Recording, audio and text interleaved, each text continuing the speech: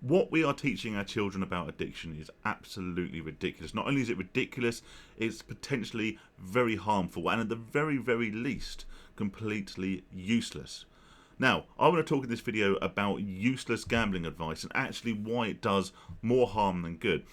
As everyone knows that's watched this video, or this channel, sorry, for a while, is that I have a passion about getting in front of younger people, talking to them honestly, openly, candidly about gambling, about my experiences with gambling, and helping them to identify if they are gamblers or if they develop an issue with gambling, identify the red flags, the warning signs that this is no longer just a fun pastime and this is something that they have to be very, very cautious in the handling of.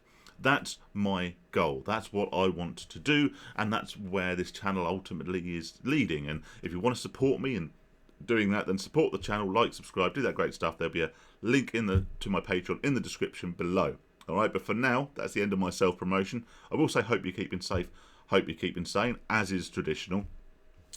But here's the thing: when we get into a period of abstinence or recovery, as we may like to call it, I believe, have to start communicating with people, starting with those closest to us. Communication is key.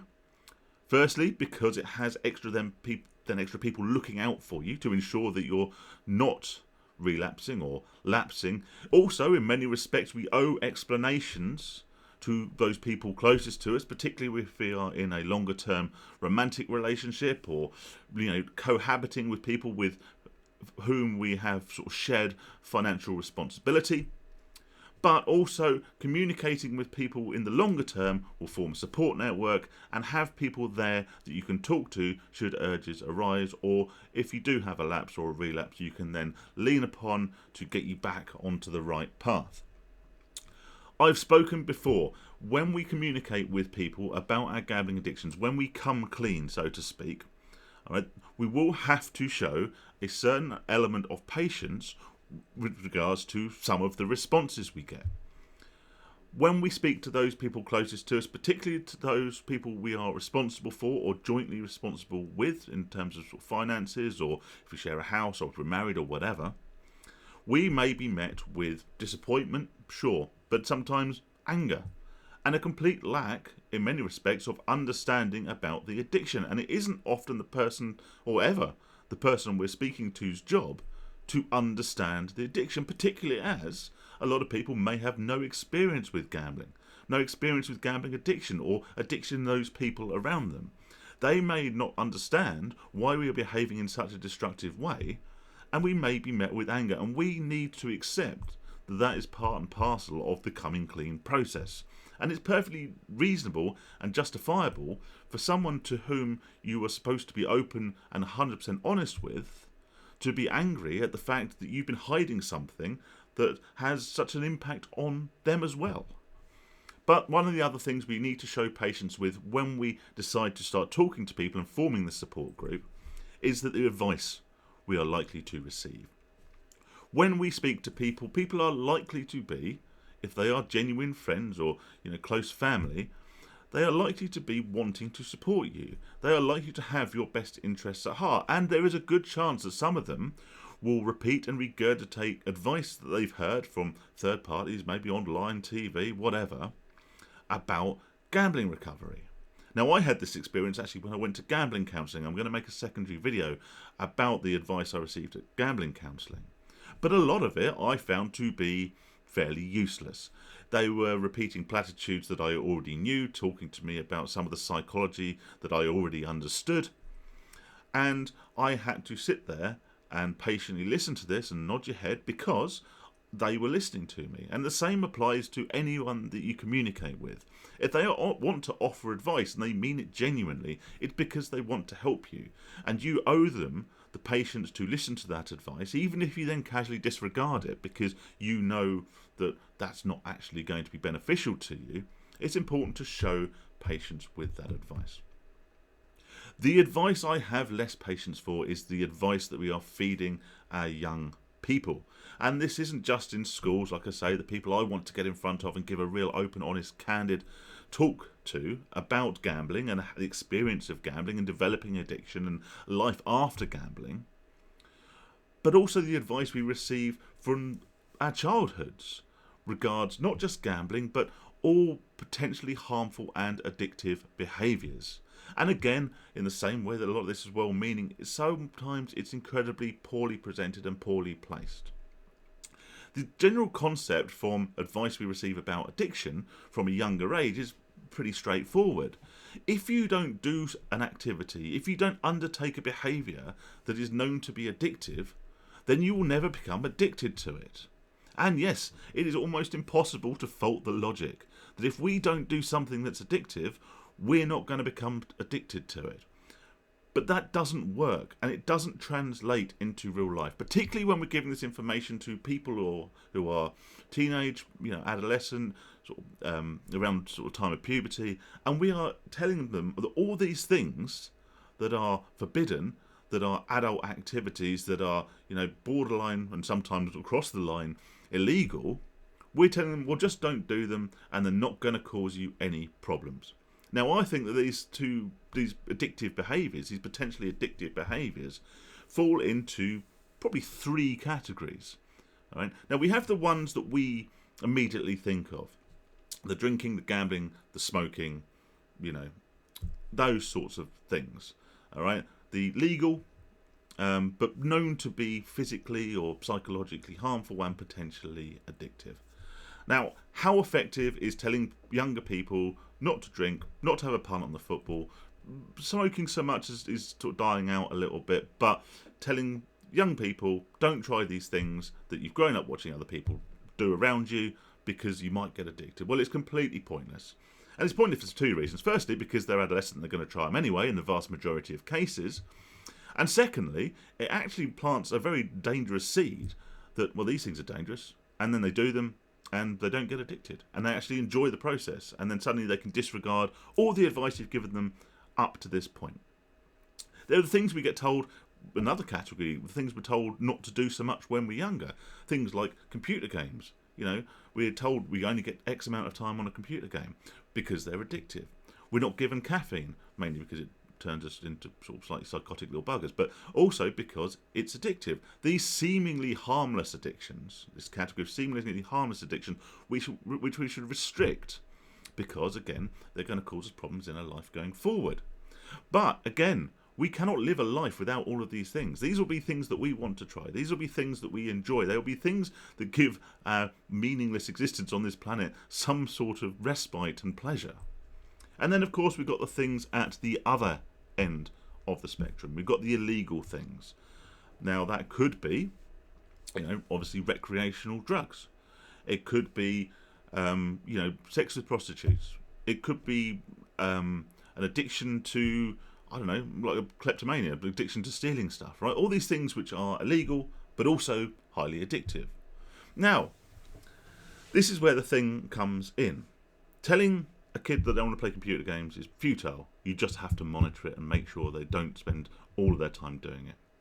If you're telling an adolescent not to drink, smoke, or do drugs, drink, smoke, gamble, the legal stuff, then that is also futile because they will see everyone around them doing it and they will want to try it. What you need to do is give them the tools to recognise the red flags and the warning signs that it's becoming more than just a leisurely activity. It's becoming a compulsion, it's becoming an addiction, it's becoming a problem. Education. And then the third category, people who are doing illegal things to satiate an addiction. All right, those are people to whom telling them, oh, just don't do it, is a completely futile pursuit. What heroin addict do you think was living a perfectly level-headed, middle-class, happy, fulfilled, content lifestyle, 2.4 children, good job, etc., and just thought, you know what I'm going to do today? I'm going to try heroin.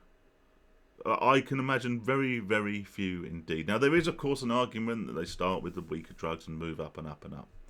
But realistically, if you're in a situation in life where heroin seems like a particularly good idea, or at the very least it's preferable to the alternative, which is living in your current reality, all right, then simply saying it's a bad thing to do at school, oh look, I remember when I was in year 6 and they told us that drugs were really bad. So therefore, even though I'm currently living, in a destitute lifestyle with all these psychological mental health problems, and maybe you're suffering bereavement and this has happened and you've fallen on hard times, oh no, but someone told me in year 6 that heroin's dangerous, so therefore I'm not going to do it. It's completely futile. So what's the point in going out and telling kids not to gamble, or not to drink, not to smoke, or do whatever, all right, when they will probably, in the cold light of day, when they are given the opportunity to, they'll want to experiment. Okay, they're doing it with a relatively level head. They will probably not experience immediately any real negative effects. So that advice is completely pointless. In fact, it goes as far as to say it's not just pointless, it is harmful, because we are instilling this idea that actually, everything you've been taught is absolute nonsense. Now, there will generally be in life, when we develop addictions, it's not just because we've partaken in a certain activity or a certain substance as a leisure activity. Okay, most of the time we develop an addiction, there is a cause behind it. When you speak to a lot of alcoholics, they will often find they have an alcoholic in their family.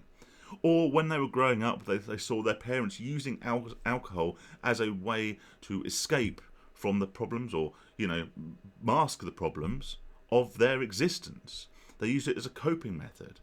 I know, and I've spoken about this before, that I went from playing 2p fruit machines, in a sort of fun way at the seaside as a kid, to starting to develop a quite serious gambling addiction throughout my secondary school years, because I was being bullied. And that was my form of escapism. I didn't one day wake up and think, you know what I'm going to do? I'm going to develop an addiction to fruit machines. I'm just going to play fruit machines every day and spend all my money in them, because that sounds like a great idea, doesn't it? It doesn't matter how many people in the process of getting to that point had told me that gambling was dangerous. In fact, I'm pretty sure people had, although the scope of gambling addiction wasn't known so much about back then. It wasn't such a spoken about thing. So that was cigarettes, alcohol, and drugs, really. But the fact that I had been told, don't ever gamble, it's bad for you and it's addictive, that wouldn't have had the slightest impact on me. I was doing this knowingly self-destructive behaviour, getting myself into a process of addiction, because that was better than living my reality. Now, that brings me on to a very important point, which I must address at this point.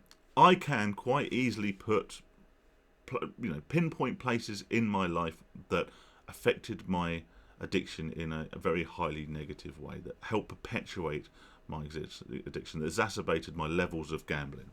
Now, that was probably the earliest one I can remember, the fact that I was bullied at school.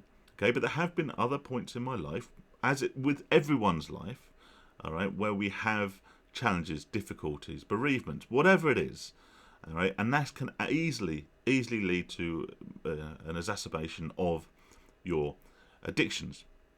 Now, I could quite easily lay the blame for my addictions on those things and on those people.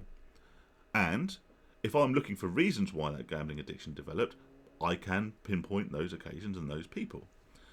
But whilst I might be able to somehow blame them for my addiction, this does not rob me of the responsibility to deal with it. It doesn't matter what put you in the situation that you're in. You will always be the only person who is responsible for getting you out of it. Now, you might have had far worse childhood, upbringing, adolescence than I did. All right, I grew up in a stable home, good upbringing, good childhood. Now, I'm very, very lucky for that, and there's people out there who have been afforded a far, far worse hand in life. Terrible childhood, terrible upbringings, abuse, divorce, homelessness, whatever, okay, being surrounded by addiction. And it's totally understandable to see why the people who have these terrible upbringings and are in these terrible situations develop addictions. And it might not be your fault that you've ended up going down that road. It may have been a whole wealth of outside factors and other people that have led you down that path of addiction and got you to be that person where, smoking crack is seen as a viable and far more satisfactory, dare I say, activity than living your actual life. But it's still your responsibility to deal with. It can't be anybody else's responsibility. And I've used the example before of being hit by a drunk driver. If you're walking home from the pub one night and a drunk driver knocks you down and you end up with 2 broken legs or in a wheelchair or whatever, it's not your fault. None of that is your fault. That is someone else's doing that you are in that situation. But it can only be your responsibility to deal with the situation you're in, because nobody else is able to do it for you. And this isn't the same as taking responsibility for your own actions. This is taking responsibility to improve the position that you are currently in, irregardless of how you got there. And that's sometimes quite unpopular, you know. But if we just get bogged down in blaming the factors that led us to the position that we're in now, rather than actually looking at the position we're in now, working out where we'd rather be, and doing whatever we can in our power to go from here to here, then we are doing ourselves a disservice, and we will forever be blighted by this addiction or by our cycles of behaviour. So, like I've said before, I want to get in front of young people. I want to speak to them because they will be bombarded from childhood to the end of school with all this information. But the information will normally follow the same pattern. These things are bad, these things are bad, these things are bad. Don't do any of these things and you can't get addicted to them. These are harmful for that reason. These are harmful for this reason. This will kill you. Don't ever do this. But we do things for a reason. It's not always the best reasons. And sometimes it's really, really bad reasons. All right, but I want to speak to people, young people, and tell them, look, you're probably going to try gambling. You're probably going to try alcohol. You might try other things. And this is coming from someone who, possibly with the exception of heroin, has tried pretty much anything that is addictive, and thankfully only became addictive to, well, specifically to one of them. All right. So that's that. I don't really know what the point of that video was. I think it's me just reaffirming why I want to keep doing what I'm doing, why I think I can share my story with more people, reach more people, and hopefully give them information other than, don't do this, this is harmful, this is addictive, stay clear, because that's just futile information and it's ultimately useless. And if you want to help support me, support the channel, support the Patreon.